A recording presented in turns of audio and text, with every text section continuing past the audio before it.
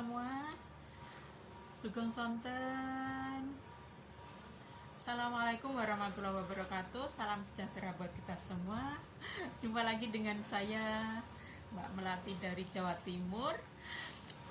Semoga semua sehat selalu, bahagia selalu.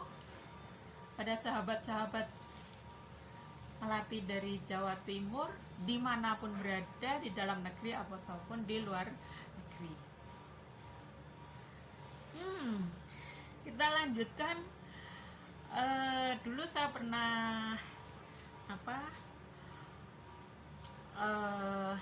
tanya-tanya tentang apa sih yang di Nusantara itu yang mulai hilang. Nah, banyak hal yang hilang. Kemarin kita sudah sampai 4 hal ya. Nah, dari grup itu sampai kira-kira sampai 20 lebih itu. Jadi yang disampaikan, yang dikeluhkan oleh saudara-saudara kita se-Nusantara. Jadi sahabat saya itu ada dari berbagai dari berbagai daerah, dari Sabang sampai Merauke itu ada. Jadi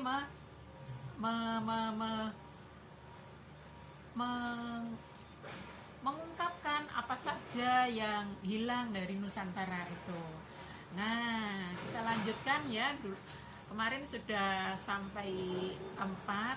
Kita lanjutkan yang kelima, yaitu di Nusantara itu bukan sekarang ya, mulai ada ajaran asing yang dibawa ke Nusantara itu. Terus ajaran baru itu melarang penduduk Nusantara melarang tanaman pohon kamboja di rumah. Jadi di rumah-rumah penduduk itu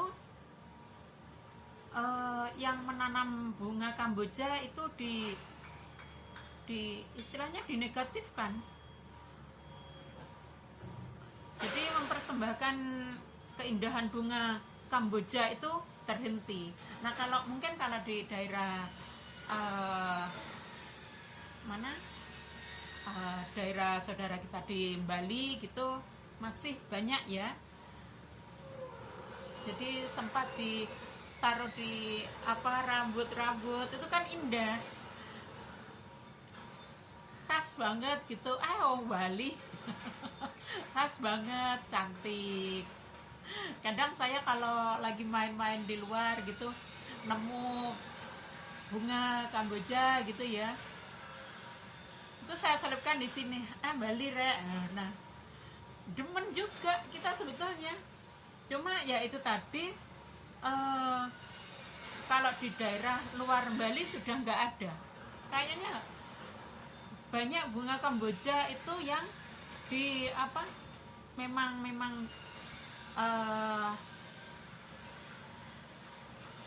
agak-agak didoktrinkan ke kita bunga kuburan gitu ya. Jadi jangan ditanam. Tapi kadang juga ada yang nggak segitu amat dalam berpikirnya. Jadi yang penting indah, dibuat bonsai Kamboja, bonsai itu dengan aneka warna, itu juga indah. Itu sebagian kecil saja yang berpikirnya yang penting ini bunga indah, bukan bunga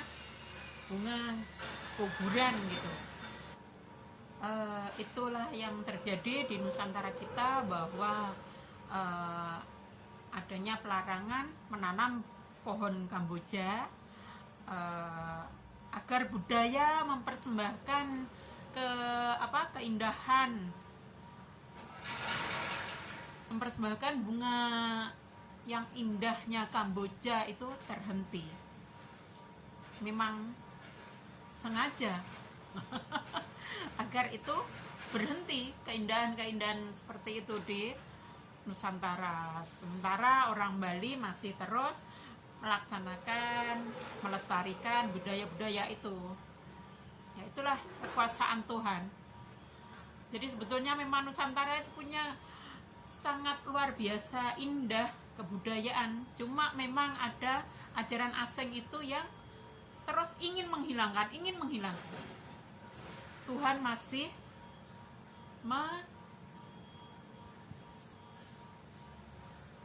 menyelamatkan Nusantara dari kebudayaan di Bali yang masih terus memakai keindahan bunga Kamboja. Itu pun salah satu contoh bahwa Bali memang dilindungi oleh Tuhan. Terima kasih masyarakat Bali. Selanjutnya yang keenam yaitu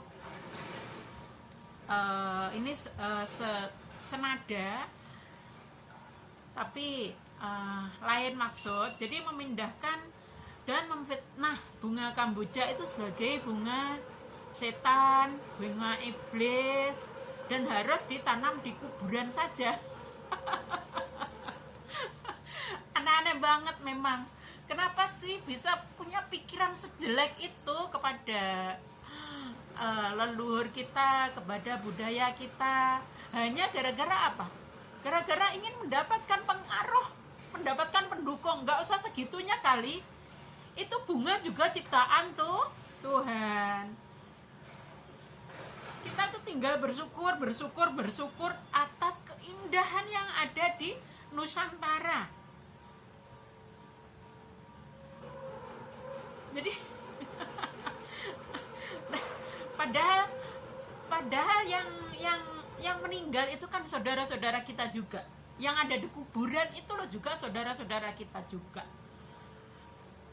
Lah kok bisa-bisanya mengatakan bahwa bunga Kamboja itu bunga setan, bunga iblis, bunga orang mati? Berarti menyetan-nyetankan saudara kita. Padahal setahu saya ya itu ada ajaran, saya pernah baca itu ada ajaran begini. Jadi sudah nggak usah itu nanti panjang. Jadi sangat tidak masuk akal ya.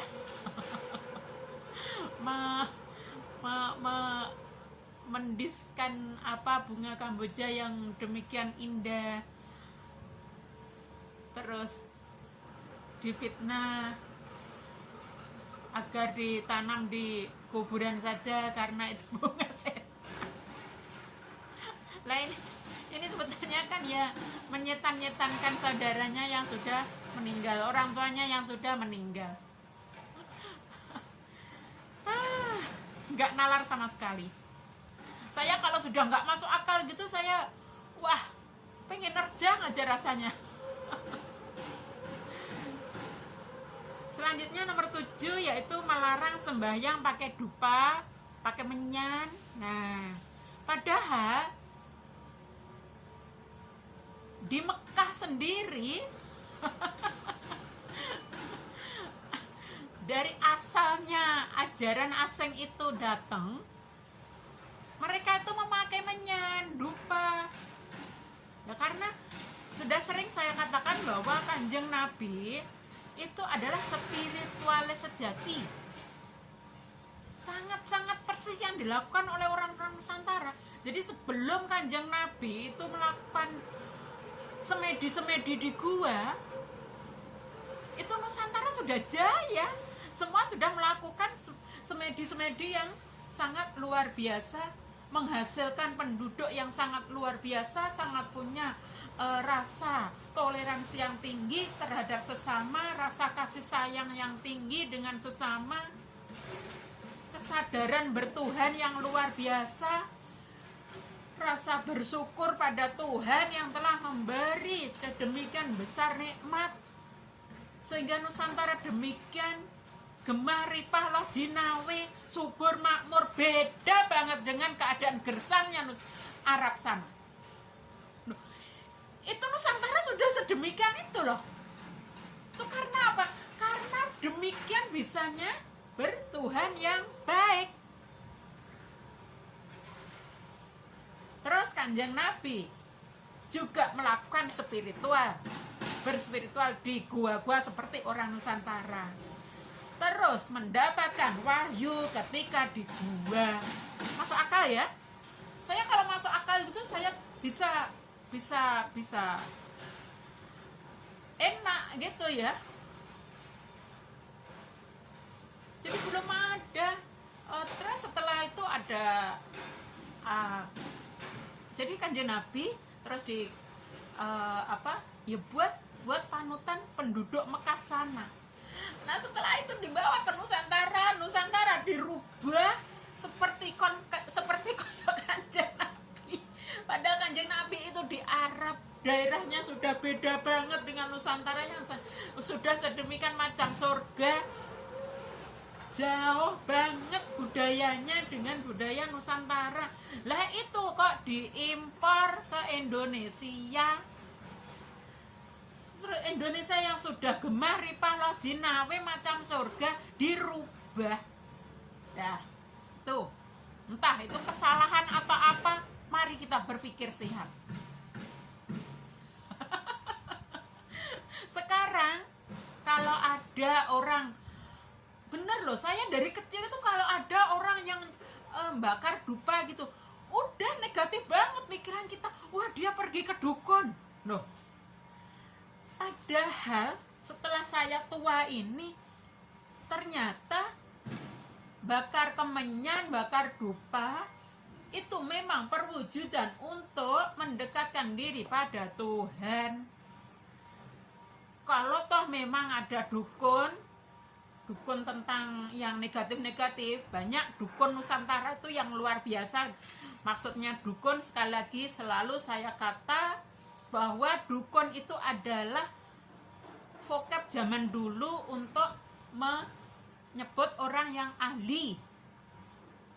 Jadi ahli pertukangan ya dukun pertukangan, ahli menolong orang yang melahirkan ya dukun melahirkan, ahli menolong orang yang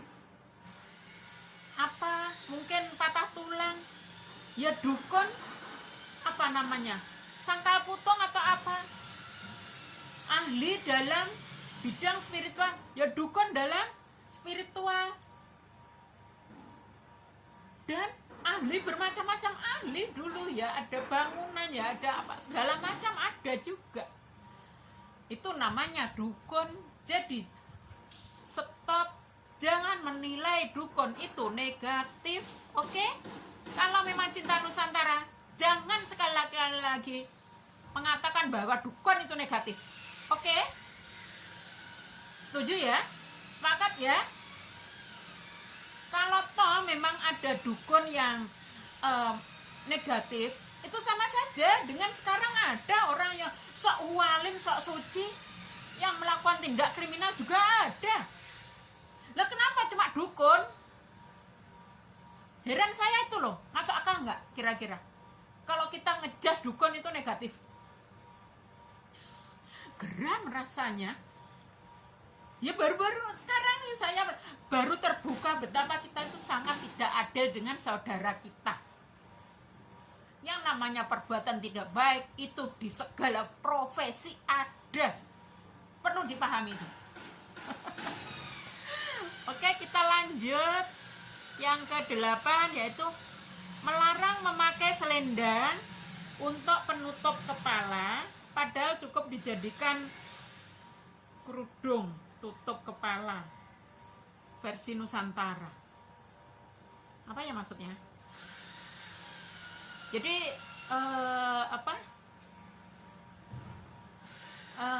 di Nusantara itu ada selendang gitu ya yang diselawirkan. Nah itu dilarang. Selendang itu harus ditutupkan di kepala, menutupi rambut. Keindahan rambut itu ditutupi. Seperti itu, selendang yang indah, rambut sudah ditata indah, selendang ditata indah, di pundak, kadang ada yang disampirkan di pundak. Gitu sebetulnya juga indah, rambutnya juga tertata indah, selendangnya indah, enak dipandang. itu dihilangkan. Selendang yang tadinya di pundak itu, mana ya saya, itu harus ditaruh di kepala untuk menutupi rambut. Padahal rambut itu udah bener mahkota, lah kok malah ditutupi, kenapa?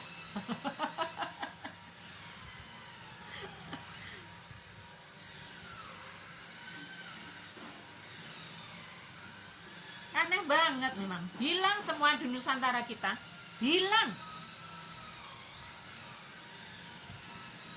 Semua diembel-embeli dengan kata dosa dan pahala.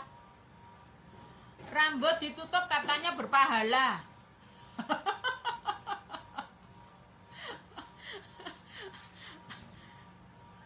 Rambut dibuka berdosa. Sehelai rambut kelihatan oleh saudara yang bukan saudaranya, yang bukan saudara yang tidak boleh dinikahi, berdosa, menyeret saudara laki-lakinya, menyeret bapaknya ke neraka. Rambut loh bisa membuat orang masuk neraka. Masuk akal nggak kira-kira? Please, ayo semua, jangan terus-terusan kita terbelenggu seperti ini. Kita punya budaya yang luar biasa. Tuhan tuh juga suka keindahan. Kalau ponto pengen fashion yang misal menutupi rambut macam saya dulu ya, saya sudah saya kata berkali-kali di video-video saya sebelumnya, saya sejak tahun 90-an itu sudah memakai jilbab. Ya itu tadi doktrin bahwa memakai jilbab itu perintah Tuhan, dapat pahala gitu. Nah, terus itu sampai saya usia tahun 2021 kemarin ini, saya baru terbuka. Sebelumnya juga mungkin kira-kira sekitar tahun 2019-an sudah mulai terbuka sih. Karena saya sering melihat di medsos orang-orang pada suka upload segala macam tausiah begini, buka rambut begini. Saya jadi berpikir, ini otak saya kok jadi begini ya? Kok nggak masuk akal begini ya? Akhirnya mulai saya buka rambut itu, mulai kelihatan, cuma pakai kerudung gitu aja. Di medsos itu sudah banyak yang, Bu, kok pakai kerudungnya seperti itu? Oke, udah seperti itu. Akhirnya tahun 2021 ini baru saya lepas. Saya kalau nggak masuk akal itu, saya memang sekarang sangat sulit untuk diikuti. Sudah sampai nomor 8, sudah berapa menit ini? Hampir 20 menit ini. Terima kasih, mudah-mudahan bermanfaat. Mohon maaf semuanya untuk memberi gambaran bahwa di Nusantara kita memang sangat-sangat berubah. Semua mau dirubah dengan kemauan pendatang, kemauan orang-orang luar. Itu tanggung jawab kita bersama sebagai anak Nusantara. Bisa nggak kita terus mempertahankan budaya kita? Bisa nggak kita terus menghormati leluhur kita? Kita sudah luar biasa dikasih baik. Ini nggak bedanya kita sudah ada di surga, tapi kita tersesat. Akhirnya sama Tuhan dibuang ke bumi. Walaupun di bumi ini kita bisa jalan-jalan enak. Kita tetap nikmati di bumi ini. Tapi kan lebih susah gitu ya. Cuma di surga nggak ada nantangnya. Kalau di bumi kan nantang banget. Kita harus kerja cari duit sendiri. Nah, kalau di surga tinggal minta apa semua langsung dikasih sama Tuhan gitu ya mungkin ya. Intinya kalau di surga sudah sangat tenang, kita nggak punya nafsu macem-macem. Kira-kira seperti itu. Sudah, terima kasih, mohon maaf. Mudah-mudahan bermanfaat. Matur sembah nuwun. Pareng, selamat sore, sugeng sonten. Assalamualaikum warahmatullahi wabarakatuh. Pareng, matur sembah nuwun.